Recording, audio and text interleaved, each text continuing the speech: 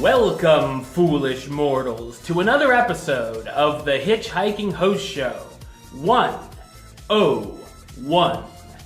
I am your host, your ghost host, West Truth, and I am back this week with another history episode.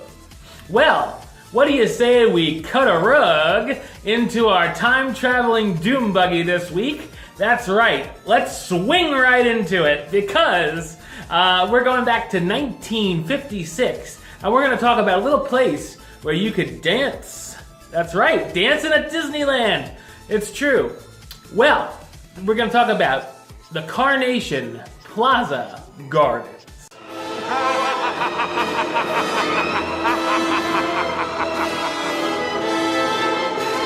It may come as a surprise to Disneyland newcomers, but not so long ago, there was a place where you could swing dance and cut a rug right in the park.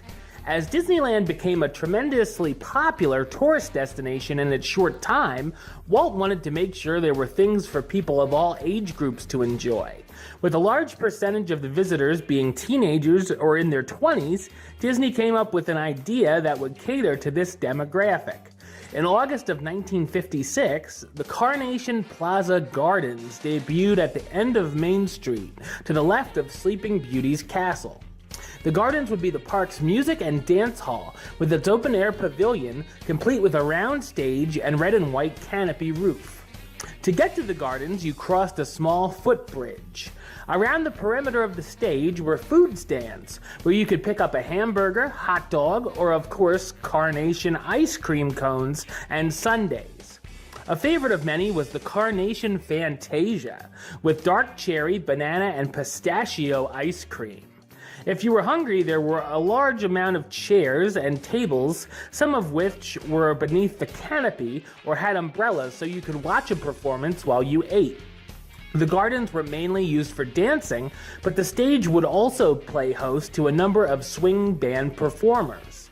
For the 1957 summer season, the park began date night Fridays and Saturdays, which featured the Plaza Gardens and 4 other dance floors at Disneyland.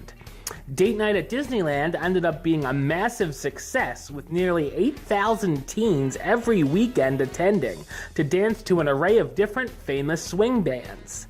You could hear tunes from the usual band, first called the Date Nighters Band, then later known as the Elliott Brothers Band. Bill and Lloyd Elliott established the gardens as the place for swing and the big band sound. During the summer, the gardens had music every night except Sunday. In 1958, it changed to music and dancing every night. Throughout the years, the Carnation Plaza Gardens hosted some big-name big bands, including Cab Calloway, Les Brown, Count Basie, Duke Ellington, Benny Goodman, Artie Shaw, Buddy Rich, and many more who were thrilled to play their engagements at the park. The garden stage was also used for a number of other performances as well, including school concerts and a few shows starring Disney characters such as Donald Duck's Dandy Dazzlin' Dancin' Review, Goofy Tune-Ups, The Little Mermaid and Her Secret Grotto, The Enchanted Bookshop, and Fantasy Follies. While still remaining popular with many park visitors, as times changed, the Plaza Gardens became somewhat forgotten. The food stands at the gardens ended up closing permanently in 1999. The attendance at the venue kept declining as the dance parties in Tomorrowland became more popular. It seemed as though the Plaza Gardens days were numbered. An idea to replace the gardens with a new area, which would be an expansion of Fantasyland, came into play. On April 20th, 2012, the Carnation Plaza Gardens had its final operating day before closing to undergo the transformation to Fantasy Fair. Fantasy Fair opened on March 12, 2013, with impressive detail. The dance floor pavilion was turned into the Royal Theater, where we have very entertaining retellings of Disney classics such as Beauty and the Beast, Tangled, and Frozen, starring their corresponding princesses perform with the shows.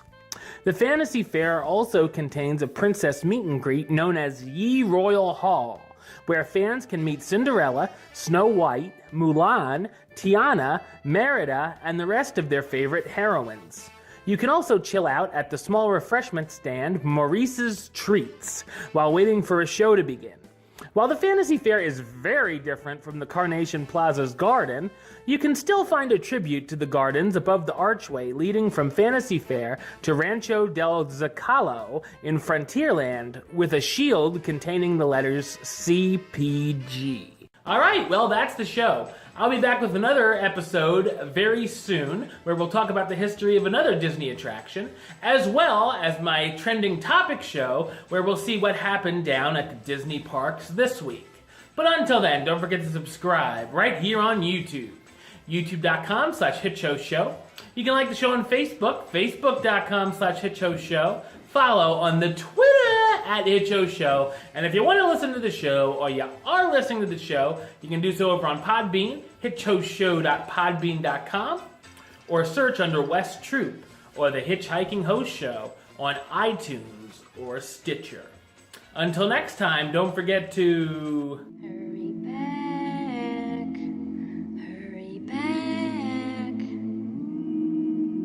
for the next episode. See ya.